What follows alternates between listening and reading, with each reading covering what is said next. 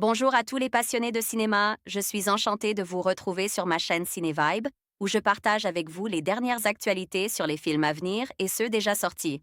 Pensez à vous abonner pour ne rien manquer des nombreux contenus captivants à venir. C'est Condor parti! Distribution date de sortie, 2 mars 2022 durée, 1h55 à participe à Cannes 2021 site officiel vers un avenir solitaire. À 26 ans, Cassandre est hôtesse de l'air sur Wing, une compagnie aérienne low cost. Dans un rythme effréné, elle enchaîne les vols, les fêtes ou soirées en boîte lors des étapes, les plans d'un soir.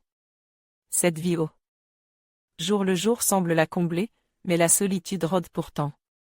Condor Distribution récompense du prix Fondation Cannes à la diffusion.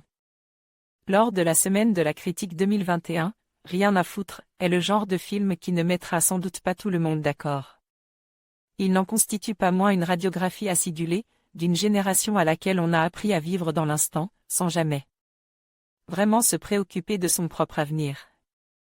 À force d'écoles qui enseignent à leurs élèves qu'ils n'auront pas de retraite, de chaînes d'information qui ne parlent que de crise, de baisse de budget ou d'effectifs, et de régression sociale, de démultiplication des jobs précaires, CDD, contrats à la Uber, où l'employeur se désistait de toutes ses obligations sur l'employé considéré comme un indépendant, ou de réseaux sociaux ou d'applications qui ne vendent que de la rencontre Kleenex, toute une jeunesse semble avoir intégré l'inutilité de vivre dans autre chose que le jour.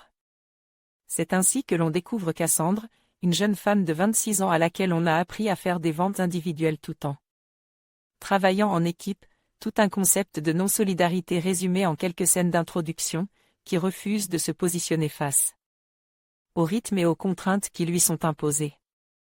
Savamment documente, le scénario de Emmanuel Mar et Julie Lecoustre, aussi à la mise en scène, aide de Mariette Déserte, de taille.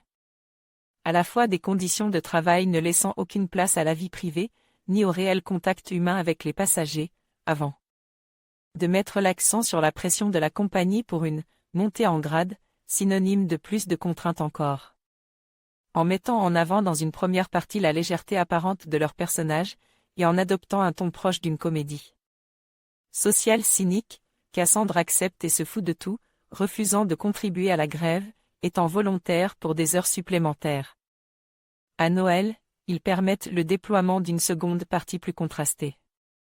Car le personnage interprète avec une grande justesse par Adèle Exarchopoulos, la vie d'Adèle, Mandibule, se révélera alors bien moins superficielle, lorsqu'elle devra entrer dans un processus de formation pour un poste de cabin manager, l'occasion au passage de nouvelles critiques des modes de management en vigueur. Et faire également un saut dans sa famille.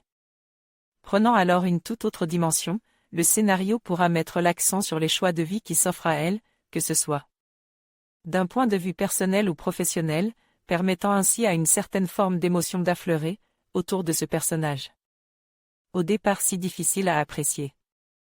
Rien à foutre, se meut alors en une intrigante leçon d'empathie, sans pour autant chercher à excuser le comportement ou à résoudre les problèmes d'un personnage qui semble se laisser mener, avec un indifférence, par les flots d'un quotidien qui s'emballe.